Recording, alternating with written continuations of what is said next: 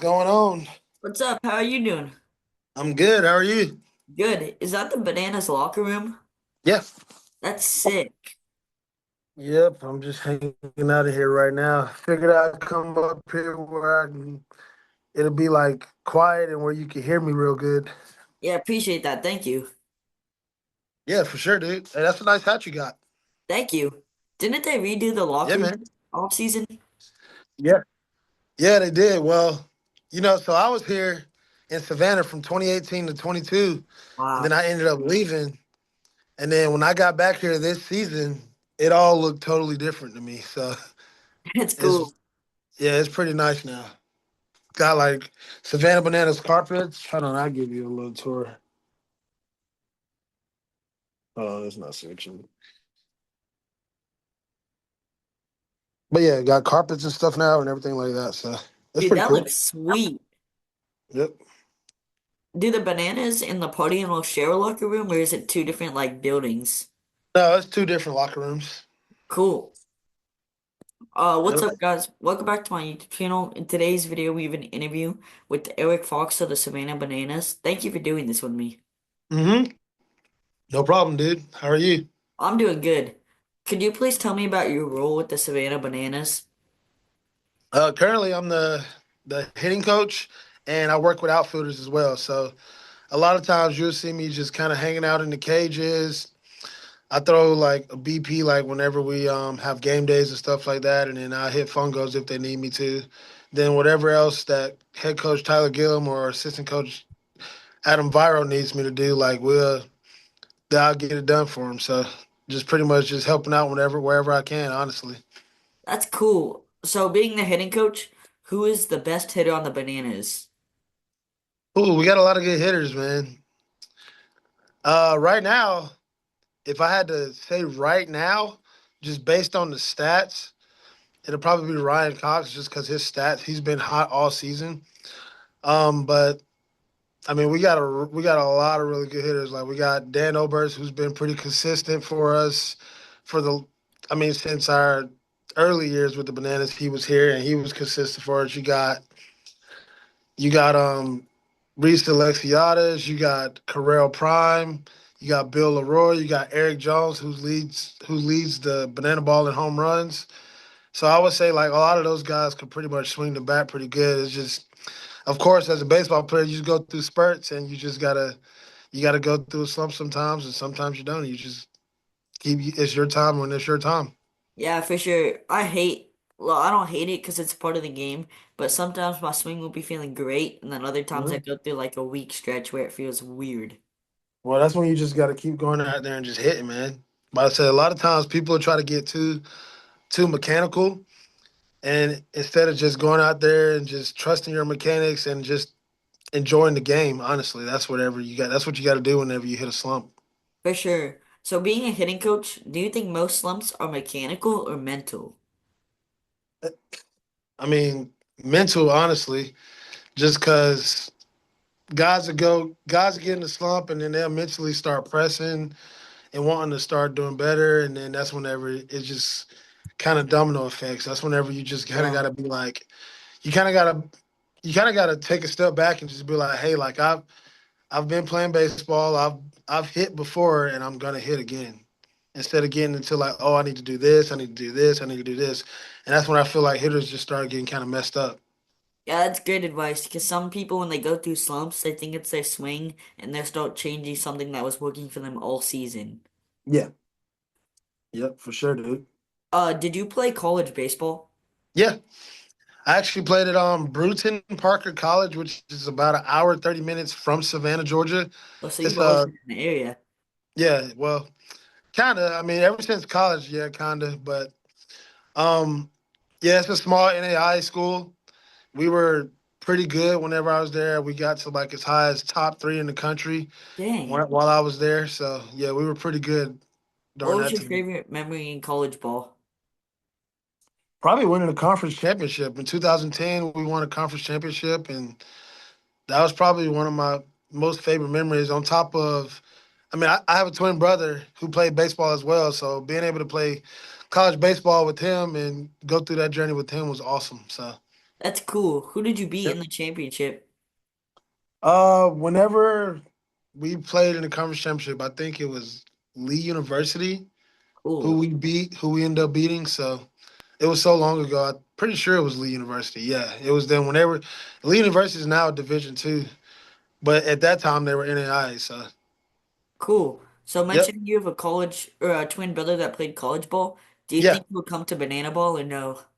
Nah, he's done playing now. He played a few years of independent ball, and then yeah, now he's done. He's up in Atlanta just hanging out, working, and he's coaching a little bit. So that's pretty That's cool. cool. Yep. So the Savannah Bananas used to only sell like 200 tickets a game, and now you guys just sold out Raymond James Stadium, an NFL stadium, and you're selling out a lot of MLB stadiums. How Yep. cool has it been to see the evolution from barely any tickets to being ultra popular? I mean, it's pretty cool. I mean, when I first got here, I got here in 2018 with Coach Tyler Gillum, and they were already selling out the 4,000 fans we used to have in this stadium. So ever since I've been here, it's always been sellouts.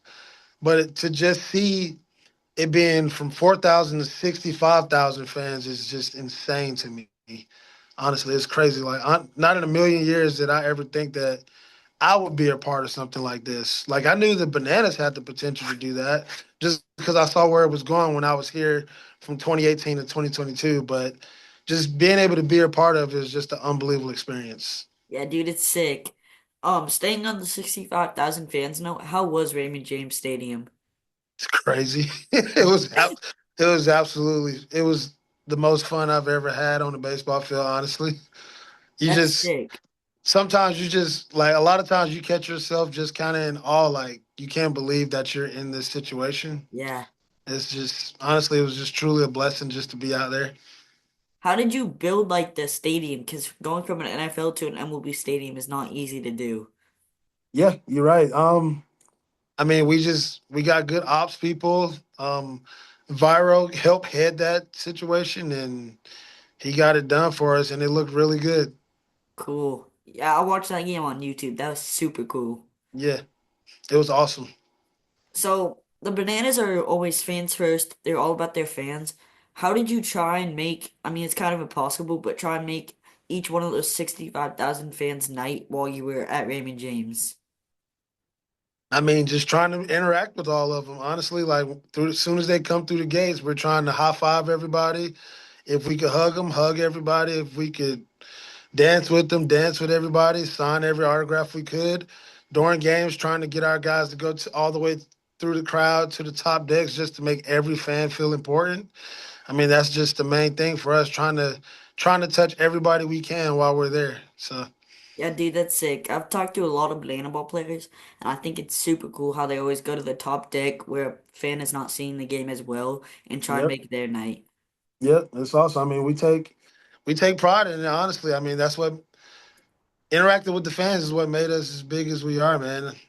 Yeah, On top of the players being really good baseball players, just having that fan to player interaction just is a game changer. for sure, yeah. Um, so you guys also sold out Lone Depot Park, the home of the Miami Marlins. How cool was Yep. that? It was pretty cool.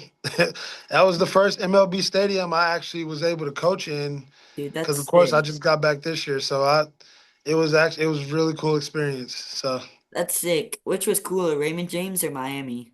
I gotta say, Raymond James, man, 65 plus is insane, and just being able to honestly seeing that they turned that football field into a baseball field just was unbelievable. So. Yeah, dude, that was sick. And So, also knowing that you're standing on the same field that Tom Brady won a Super Bowl on, so I dude, mean, that's that's just crazy. crazy. It was kind of like Banana Ball, Super Bowl. Yep, So mentioning you were there from 2018 to 2022 and then you left, if you don't mind yep. me asking, why did you leave Banana Bowl? Well, so whenever I first got here, the Bananas were just a collegiate summer league team. Yeah, So in 2022, that was going to be the last year for the summer collegiate team, and they kind of didn't know what they were going to do as far as like coaches from that time. So I pretty much ended up just going back to coach college baseball, which is what I was doing before. And then Kind of left college baseball, went to high school baseball, was there for a year, and then kind of transitioned back to banana ball. Cool. So since you've been done playing, you've always kind of been a coach. Has coaching Yeah, I started. So I started coach. I finished playing in 2011, and I started coaching in 2012. cool. Has coaching at the Bananas been the coolest experience for you coaching wise, or has it been like college or high school? I would say the Bananas. I mean, Yeah. there's moments where I was with like my high school team and my college teams where like I will always cherish those moments and say like that was some of the best moments I've ever had. But yeah, coaching with the Bananas, but by far has been the coolest. Dude, that's sick. Yeah. What do you think Banana Bowl should add or change uh by the rules? Uh, let me see, man. I don't know. I mean, I feel like the rules are pretty good. Um, something. I mean, I don't know. I kind of would like to see if we're in showdowns, if we had like, I know it's a pitcher, catcher, hitter, and then one fielder on the infield. I think it'd be pretty cool if you had one outfielder out there as well, and Yeah, then pretty much you give the other team the maximum of two batters to try to score a run. dude, that'd be cool. So I mean, I don't know where that's gonna go. That might I don't know what's gonna happen with that, but I think that would be pretty cool. But That would be sick. we'll see what happens. The game is constantly evolving Yeah, each day as we continue to play it. So hopefully, I mean, we'll just see what happens. for sure, yeah. If you could trade for one Banana Ball player on a different team like the Firefighters, Party Animals, or any other Banana Ball team, who would it be? Hmm. Player. Who would I trade for? Who would I trade for? Or who would I trade? Trade for, so you're receiving Okay. them. Yeah. Oh man. See, even though I'm a hitter by like at heart and defensive guy, like I just really think that pitching just wins. And Yeah, I would probably, honestly, I probably would trade for Garrett Delano dude, he's because, a workhorse. yeah, the fact that he's the party animals guy, he actually used to be I used to coach him when he was on the Savannah Bananas. Oh, really? Yeah, so he was on the Bananas in 2018 when it was a collegiate team. And now he's with the party animals, of course, as a pitcher. And I just feel like just adding another arm like that would just pretty much help us win better, like win more ball games. So Yeah, that's was he one still guy I dominant? definitely would trade for. Was he still dominant in 2018? Oh yeah, for sure. He was actually a pitcher and a hitter in Oh, cool. 2018. So he was a really good hitter and a really good pitcher at the time. Was he better at pitching or hitting? At that time, I would like to say he was better at hitting, That's but interesting. I think He's a I dominant think that's pitcher. because he didn't pitch as much. But as his college career kind of like went on, he started pitching more, and that's whenever he kind of started honing in on pitching and everything like that. Cool. He must have been a great hitter then, because he's a dominant pitcher. Yeah. You still got me? Yep. I got you now. You cut out for a second there. Yep. We're good. Cool. So, being a coach of the Bananas, how do Yeah. you decide who to put in as the golden batter? Ooh, I mean, a lot of times we just kind of look at like see what kind of matchup we have, and I mean we just go with whatever matchup we think is good at the time. Do you ever Who go we with, feel who we feel like is doing good off of a specific pitcher or whoever's on the mound. Honestly. cool. So let's say about is 4 for 4. Do you put him in, but it's like lefty lefty, or do you put a righty in against the lefty? Ooh, well, if it's left, a lot of times we don't want to go lefty lefty, so we'll probably go with that. If it's a lefty on the mound, we're probably gonna go with a righty. But it just all depends. It just all depends on the situation. I mean, like like a guy like Coach Rack, if he's 4 for 4 and he's been 4 for 4 off lefty, I mean anything's possible. We probably put him in there and just kind of see what happens, just because he has a hot bat that game. So it Yeah. just kind of all depends on the situation. Lefty lefty is tough though, because the way some pitchers release it, it starts like behind your head. That's true. That's true. I mean, it just all kind of depends. Yeah. So between you, Coach Viro, and Tyler Gillum, how do you guys decide who coaches what base during the games? We all just kind of switch it up. A lot of times, like a lot of times, we just kind of go out there and just switch it up or whatever. Gillum and Viro normally start off, and then as the game kind of continues to progress, like whenever like decisions have to be made towards the end of the game, that's whenever they kind of let me get out there and coach the bases just so they could be in there to make the decision, the final decisions on who's going to be like the golden batter or who's going to come in to pitch when there's a showdown or just different situations like that. So that's how we kind of decide that stuff. Cool. Which one's your favorite, first or third?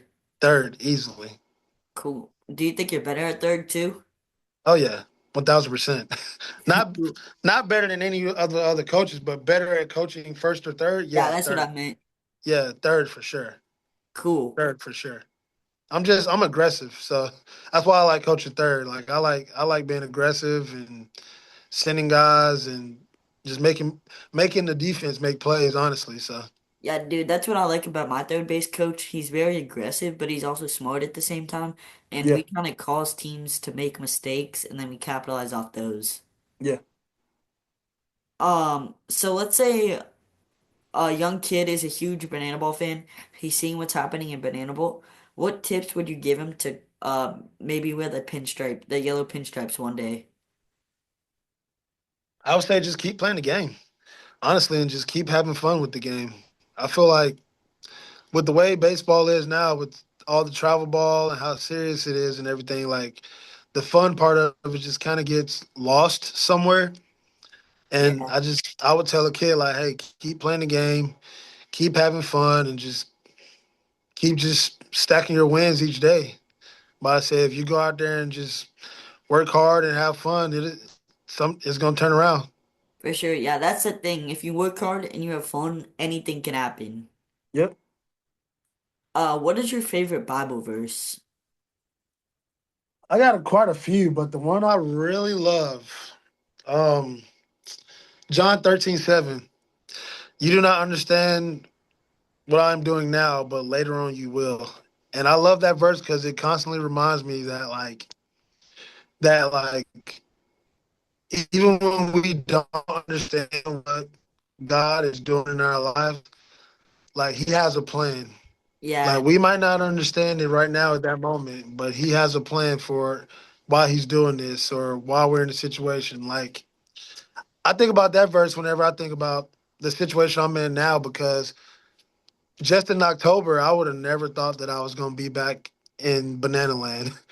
yeah. And I mean, November rolls around and I start talking with Tyler Gillum and the coach for the firefighters, Corey Pye, and they start talking to me about coming back, and I made a decision to come back. So that's why I love that verse because you just never know. You never understand why you're in the situation you're in, and then but God knows what situation you're in and knows why He's putting you through it. So Exactly. That's the thing. You might not like, you might have a bad day and you're like, why is this happening to me? And then a bad week. But yep, God always has a bigger and better plan for what's that's a ahead that you fact, dude. can't exactly see yet. That's a fact, dude. Hey, I like the way you think. Thank you. Yeah, man.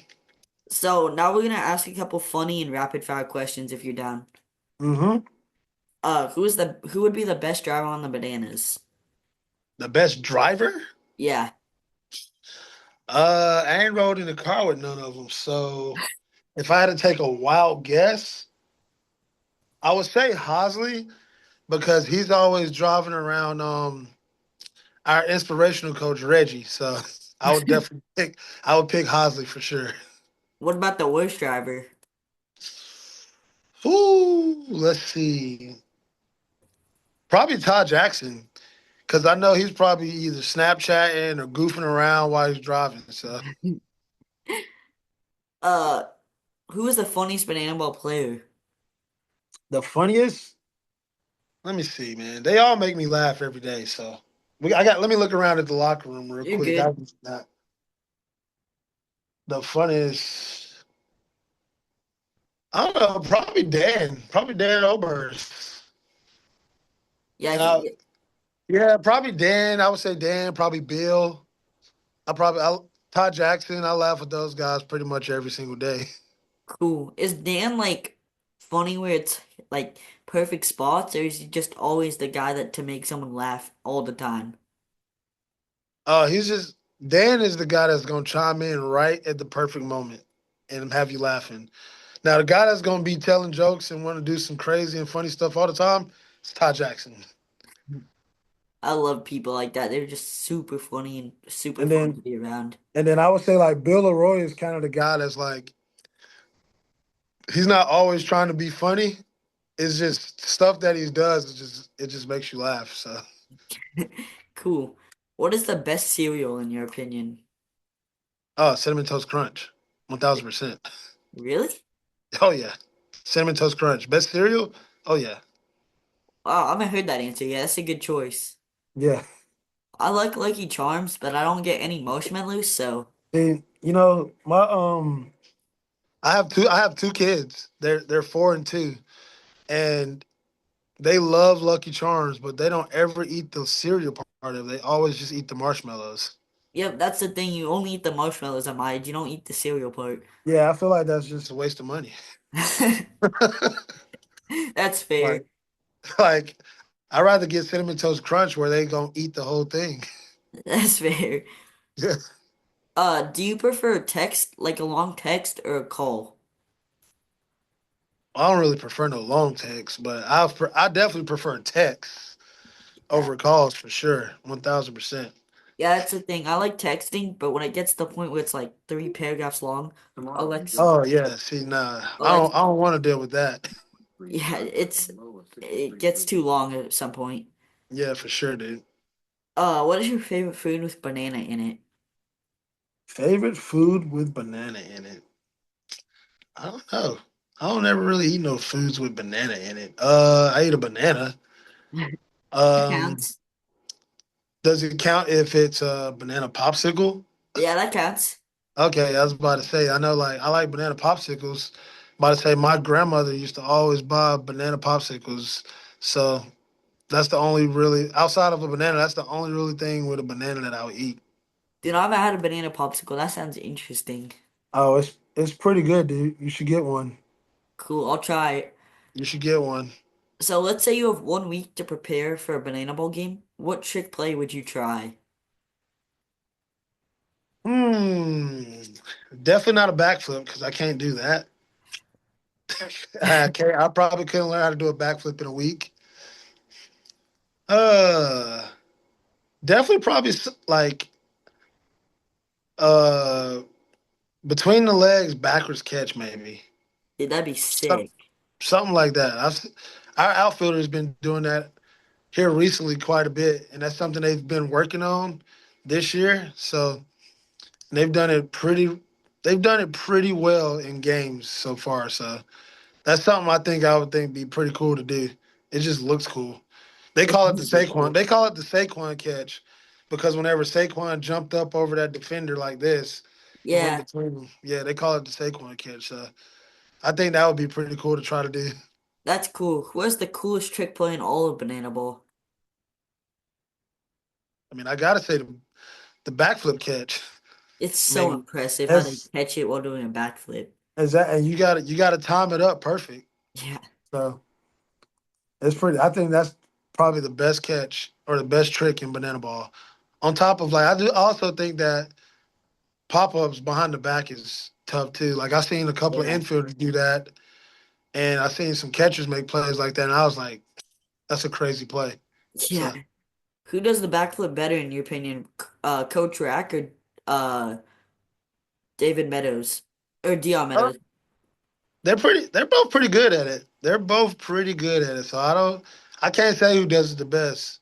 I'm pretty sure Dr. did it first, Yeah, but yeah, they're both pretty solid at it, honestly. yeah, dude, it's so impressive. Yeah, and was getting it like it's kind of getting routine for both of them now to where they just kind of just landed it almost every single time they do it. So hopefully they continue on that streak where they could just continue to land it, which I know they will because they do a good job at working on it and practicing and everything each day. So That's crazy. A backflip catch is routine. That's routine. That's crazy. yep, That's all the questions I have for you. Do you have any questions for me? Nah, man, I really appreciate you calling. Yeah, dude, thank you for doing this with me. Very much appreciated. Yeah, for sure, dude. Thank you. Hope to hear from you soon. Yep, I'll see you out at a Banana Boat game soon. All right, man. Thank you. Yep. Thank you. See ya.